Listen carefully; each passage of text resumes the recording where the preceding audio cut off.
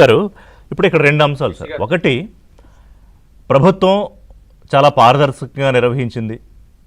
16,000 మందికి ఒకే రోజు ఒక పండగ వాతావరణంలో పోస్టింగ్లు, రిక్రూట్మెంట్లు జరిగాయి.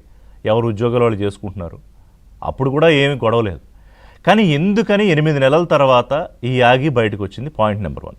పాయింట్ నెంబర్ 2, స్పోర్ట్స్ కోటా విషయంలో సరే కోర్టుల్లో పిటిషన్లు కానివ్వండి, లేకపోతే ఎమ్మెల్సీలు వెళ్ళడం కానివ్వండి, కోర్టు మొట్టికాయలు వేయడం కానివ్వండి, మీరు ప్రభుత్వం వైపు నుంచి, అధికారుల వైపు నుంచి వివరణ అంతా ఇచ్చారు. బట్ స్టిల్ ఈ రిలే నిరాహార దీక్షలు, ఇవాళ 175 నియోజకవర్గాల్లో ఈ ర్యాలీలు ఏంటి? దీని వెనకాలన్న ఎజెండా ఏంటి? ఒకటి, తప్పైనా జరిగి ఉండాలి, తప్పు జరిగింది అనే కాన్ఫిడెన్స్ తోటి వాళ్ళు ఇంత పెద్ద ఎత్తున రాష్ట్ర వ్యాప్తంగా ప్రయత్నం చేస్తూ ఉండాలి. లేదా ప్రభుత్వం వైపు నుంచి ఏదో ఒక పొరపాటు జరుగుతూ ఉండాలి. ఏ పొరపాటు? నిజాన్ని జనాలకి చెప్పడంలో కానీ, లేకపోతే ఈ విషయాన్ని కరెక్ట్గా హ్యాండిల్ చేయడంలో కానీ ఏం జరిగిందో మీరు చెప్పండి.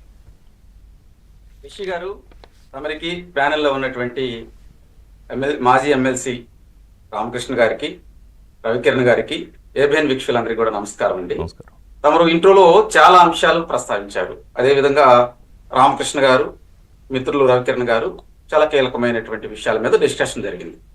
మీరు ప్రధానంగా ఈ డిబేట్ అంశాలు చూసుకున్నప్పుడు అసలు ఎందుకు వైకాపా వారు పదే పదే డిఎస్సి మీద ఈ కుట్రలు, కారుకూతలు, అదేవిధంగా దొంగ నాటకాలతో ముందరకెళ్తున్నారనేది ప్రధానమైనటువంటి అంశం.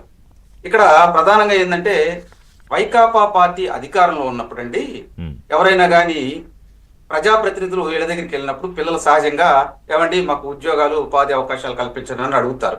అడిగినప్పుడు అరే చికెన్ మార్కులు పెట్టుకోండి, మటన్ మార్కులు పెట్టుకోండి అని చెప్పి వాళ్ళ ప్రజాప్రతినిధులే అన్నప్పుడు అక్కడ చాలా యాగి అయింది. ఆ సందర్భాలు మనం చూసాం.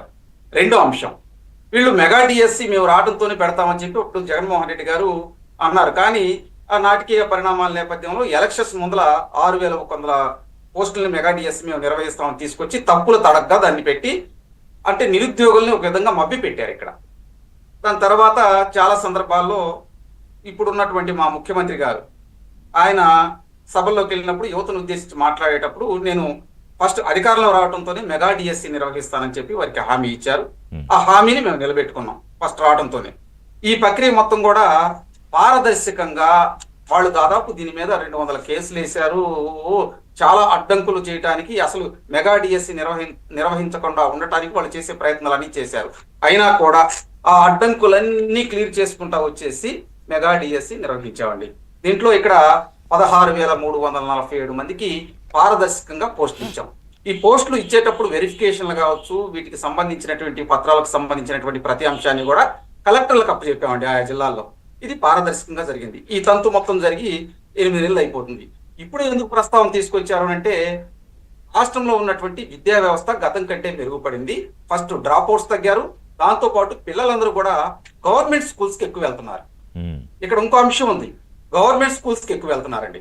గవర్నమెంట్ స్కూల్స్ కి ఎక్కువ వెళ్తున్నారు కాబట్టి మౌలిక వసతుల్లో భాగంగా మరి గౌరవ లోకేష్ గారు ఆయన ఎప్పటికప్పుడు రివ్యూలు చేయటం, ప్రధానంగా ప్రాథమిక విద్య నుంచి ఇంటర్మీడియట్ దాకా ఒక నిర్ణీతమైనటువంటి నిపుణులతో కూడుకున్నటువంటి సంస్కరణలు తీసుకొచ్చారు. దాంట్లో భాగంగానే ఈ పిల్లలందరూ స్టేట్ ఫస్ట్ రావటం. మొన్న ఈ మధ్య కూడా చూసాం, సర్కారీ బడిలో టాప్ ర్యాంకర్స్ వచ్చిన వాళ్ళని మరి పేపర్లో ప్రధానమైనటువంటి మొదటి పేజీలో యాడ్ ఇచ్చారు. అది చూసినప్పుడు కూడా వాళ్ళకి ఒకంత అసలు నిద్రపట్ల జగన్మోహన్ రెడ్డి గారికి, ఇదేంద్ర ఈ విధంగా సంస్కరణలు తీసుకొస్తున్నారు, వీళ్ళు ముందరికి వెళ్ళిపోతున్నారు, మనం ఏదో ఒకటి చేయాలి, బురద పూయాలి అంటే. ఇది ప్రధానంగా ప్రభుత్వం మీద ఒక అంశం అయితే, వ్యక్తిగతంగా లోకేష్ గారి మీద టార్గెట్ చేశారండి. అంటే నాకు అర్థం కాని అంశం ఏంటంటే సాహెబ్ గారు, ప్రాథమిక విద్య, ప్రభుత్వ విద్య బాగుపడి మెరుగుపడి విద్యార్థులు అసలు ఫీజు లేకుండా ఉన్నతమైన స్థానాలకు వెళ్లేలాగా విద్య అందిస్తూ ర్యాంకులు కొడితే అక్కడ ఈయనకేంటి సమస్య? ఎవరైనా కోరుకునేది రాష్ట్రంలో పిల్లలు బాగుపడాలి, బాగా చదువుకోవాలని కదా. ఇక్కడ ప్రధానంగా ఏమైందంటే, గత ప్రభుత్వానికి ఈ ప్రభుత్వానికి కంపేర్ చేస్తారండి. ఇక్కడ ఎస్సీలు కావచ్చు, ఎస్టీలు కావచ్చు, బీసీ మైనారిటీ పిల్లలు పేదరికంలో ఉంటారు. వాళ్ళు చదువుకొని ఒక ఉన్నత స్థానాలకు వెళ్ళినప్పుడు వాళ్ళు గ్రామీణ ప్రాంతాలకు వచ్చినప్పుడు లోకేష్ గారు ఇచ్చిన ల్యాప్టాప్లు చూపిస్తున్నారు.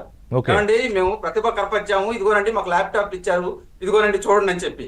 అదే విధంగా పిల్లల్ని దగ్గరికి పిలుచుకొని ఎక్కడ పెట్టినా కానీ ఏదైనా ప్రజావేదిక దగ్గరికి వెళ్ళినప్పుడు గౌరవ ముఖ్యమంత్రి నారా చంద్రబాబు నాయుడు గారు, లోకేష్ గారు ఆప్యాయంగా వాళ్ళని దగ్గరికి తీసుకోవటం, డ్రగ్స్ వద్దు బ్రో అని చెప్పి పదే పదే పిల్లల్లో ఒక ప్రేరణ తీసుకొస్తున్నారండి. దానితో పాటు విద్యా వ్యవస్థలో వాళ్ళు ఏం మార్పులు తీసుకొచ్చారు, ఏంటి మౌలిక వ్యవస్థ ఏ విధంగా కల్పిస్తున్నారు, మధ్యాహ్న భోజన పథకం ఏ విధంగా పెడుతున్నారు, పిల్లలు చదువుకుంటే వాళ్ళ తర్వాత ఏ విధంగా మారింది, ఈ అంశాలు ప్రజల్లోకి తీసుకెళ్తున్నారు. కాబట్టి వైకాపా వారికి కునుకు లేకుండా పోయింది. దీనితో మీరు గమనించాలండి, ఒక సిస్టమేటిక్ గా ప్రతి అంశాన్ని కూడా కూటమి ప్రభుత్వం అధికారంలోకి వచ్చిన తర్వాత ఉద్యోగ ఉపాధి అవకాశాల్లో మరి దేశ విదేశాల తిరిగి పెట్టుబడులు తీసుకురావటం, దానితో పాటు ఇక్కడ మెగా డిఎస్సి నిర్వహించాలంటూ 16,347 పోస్టులు ఇచ్చారు. దానితో పాటు మళ్ళా మెగా డిఎస్సి రేపు డిసెంబర్ లో నోటిఫికేషన్ ఇవ్వడానికి సిద్ధమవుతున్నారు. దీనితో పాటు అవకాశం వచ్చినప్పుడల్లా ప్రజల దగ్గరికే పరిపాలన తీసుకెళ్లటం, ప్రజలతో మాట్లాడటం, ప్రతి స్కూల్ని సందర్శించడం.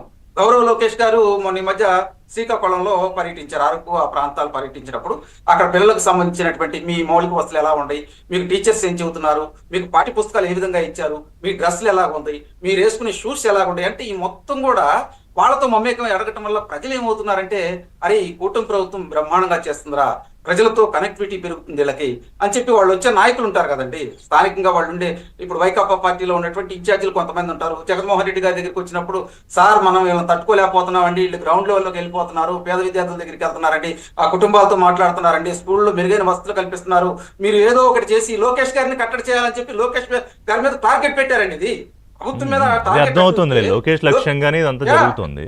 ఇప్పుడు ఇంకా ఇక్కడ ఇంకోటి ఉందండి, మధ్యాహ్న భోజన పథకం బ్రహ్మాండంగా ఉంటుంది. మీ గ్రౌండ్ లెవెల్లో డోర్ టు డోర్కి వెళ్ళినప్పుడు గ్రామీణ ప్రాంతాల్లో స్కూల్స్ దగ్గరికి వెళ్తున్నాం, వాళ్ళకి ఇచ్చేటువంటి చిక్కీలు కావచ్చు, వాళ్ళకి ఇచ్చేటువంటి భోజనం బ్రహ్మాండంగా ఉంటుందని పిల్లలు చాలా ఆనందం వ్యక్తం చేస్తున్నారు. దాంతో పాటు నేను సత్యనపల్లి, ఈ మాట వినాలండి, సత్యనపల్లి కాన్స్టిట్యున్సీలో గౌరవ కన్నా లక్ష్మీనారాయణ గారితో డోర్ టు డోర్ క్యాంపెయిన్ చేస్తున్నాం.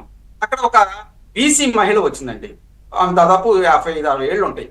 ఈయన నమస్కారం పెట్టి అమాయకంగా, అయ్యా మా అమ్మాయి డిఎస్సిలో క్వాలిఫై అయ్యి జాబ్ చేసుకుంటుంది, జగన్మోహన్ రెడ్డి గారు వీళ్ళందరూ ఏందండి ధర్నాలు చేసి ఏదో చేస్తున్నారు, మా పిల్లలు ఉద్యోగాలు తీసేస్తున్నారంట, ఏందయ్యా అని అడిగినప్పుడు, లేదమ్మా అన్ని ఫేక్ డ్రామాలు, వాస్తవంగా పారదర్శకంగా ఏదైతే సిస్టమేటిక్ గా చేయాలో ఆ విధంగా చేసుకుంటూ వచ్చారు. మీకు తెలుసు కదా, కోర్టులో కూడా ఇస్తారు, మీ అమ్మాయి చెప్పే ఉంటుంది అంటే, అవునయ్యా మా అమ్మాయి చెప్పింది, మా అమ్మాయి దాదాపు 2-3 రోజులు అప్పుడు ఆ కోర్టులో వేసినప్పుడు, అమ్మ డిఎస్సి పోస్టులు ఇస్తానంటున్నారు కూటమి ప్రభుత్వం, చంద్రబాబు నాయుడు గారు గౌరవంగా ఈ మాటలు చెబుతుంటే జగన్మోహన్ రెడ్డి గారు ఈ విధంగా చేస్తున్నారని 2-3 రోజులు అన్నం తెలియనటువంటి పరిస్థితి, ఆ విధంగా ఏడ్చింది మా పిల్ల.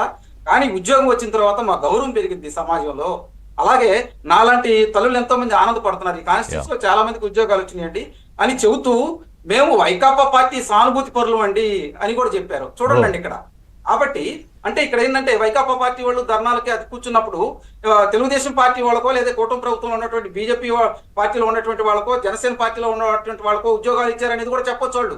అంటే ఇటువంటివి కూడా ఒక అబద్ధం, ఎందుకంటే చెప్పేవన్నీ వీళ్ళు ఏంటంటే ఇప్పుడు ఇక్కడ మెరిట్ ఆధారంగా వచ్చే ఉద్యోగాలకి పార్టీలతో లేకపోతే వీటితో సంబంధం ఉండదుగా. నేను అనేది ఏంటంటే, ఈ విధంగా ప్రజల్లోకి కూటమి ప్రభుత్వం యొక్క విజయాలు, వాళ్ళు చేస్తున్న సంక్షేమం కావచ్చు, అభివృద్ధి ప్రజల్లోకి వెళ్తున్నప్పుడు జగన్మోహన్ రెడ్డి ఏదో ఒక విధంగా బురద చల్లాలి. ఇప్పుడు నీట్ కను ఇక్కడ ఉన్నటువంటి డిఎస్సికి ముడిపెట్టారు తెలివిగా వాళ్ళు. అంటే ప్రజలు అమాయకులు అనుకుంటున్నారేమో. నేను ఇంకోటి చెప్తే కన్క్లూజన్ చేస్తానండి. పొన్నూరు కాన్స్టిట్యున్సీలో ఒక సామాజిక కార్యకర్త నిన్న ఒక మైక్ తీసుకొని డిఎస్సి మీద ఉన్నటువంటి అపోహలు ఈస్టాల దగ్గర, అదే విధంగా ప్రధాన కూడల్లోకి వెళ్ళి జగన్మోహన్ రెడ్డి చేస్తున్నటువంటి అరాచకాలు మన విద్యార్థుల్ని, అదే విధంగా ఉద్యోగాలు సంపాదించినటువంటి వాళ్ళ ఆత్మగౌరవాన్ని దెబ్బతీస్తున్నారు. ఈ సామాన్యులందరూ కూడా అర్థం చేసి ప్రజల్లోకి తీసుకెళ్లాలి. ఎక్కడైనా కానీ చూసాం, ఒక ప్రభుత్వం మీద ఏదో చిన్న పొరపాట్ల వల్ల వ్యతిరేకత రావచ్చు, కానీ ప్రతిపక్ష పార్టీ మీద వాళ్ళ మీద వ్యతిరేకం వస్తుంది, ఇది గమనించండి అని చెప్పి ఆయన మైక్ తీసుకొని చెబుతున్నాడు. ఇంకా అంతకన్నా ఏం కావాలండి రిషి గారు? సామాజిక కార్యకర్త చెప్పారు, ఐ అగ్రీడ్. కానీ ఇక్కడ మొన్న కూడా ముఖ్యమంత్రి చెప్పారు, నిన్న కూడా మంత్రి అచ్చెన్నాయుడు చెప్పారు. బ్రేక్ తర్వాత మాట్లాడదాం. ఇప్పుడు 175 నియోజకవర్గాలు వీళ్ళు ర్యాలీలు చేస్తున్నారు కదా. ఇదే 175లో 164 మంది కూటమి ప్రతినిధులే, ప్రజాప్రతినిధులే ఉన్నారు కదా ఎమ్మెల్యేలుగా, లేకపోతే ఇంకా మిగతా ఎమ్మెల్సీలు ఉన్నారు కదా.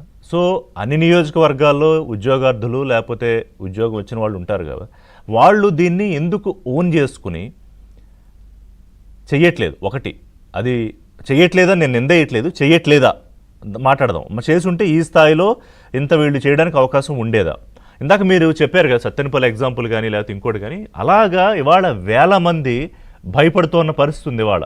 ఎందుకని? మీకు మెడికల్ కాలేజీల విషయంలో జగన్మోహన్ రెడ్డి చెప్పుకున్నాడు, చూసారా నేను బెదిరించాను జైల్లో పెడతానంటే ఒక్కడు రాలేదు అని. ఆయన ఘనతగా చెప్పుకున్నాడు. సరే, అది ప్రభుత్వ ఫెయిల్యూరా జగన్మోహన్ రెడ్డి ఘనత పక్కన పెడితే, ఇవాళ ఇక్కడ వేల కుటుంబాలు, వాళ్ళే ఉంది, ఎవరో డబ్బులున్న వాళ్ళు వస్తారు, కాలేజీలు కడతారు, అది విద్యార్థులకు కొంతమందికి నష్టం జరుగుతుంది, కాదనట్లేదు. కానీ ఇక్కడ వేల మంది ప్రభుత్వ టీచర్లు, లక్షల మంది విద్యార్థులు, లక్షల కుటుంబాలు, వీటిని టార్గెట్ చేసి జగన్మోహన్ రెడ్డి చేస్తున్న ఈ పొలిటికల్ డ్రామా వెనకాలన్న కీలకమైన ఎపిసోడ్ ఒకటి ఉంది. దాని గురించి బ్రేక్ తర్వాత మాట్లాడదాం. Stay tuned.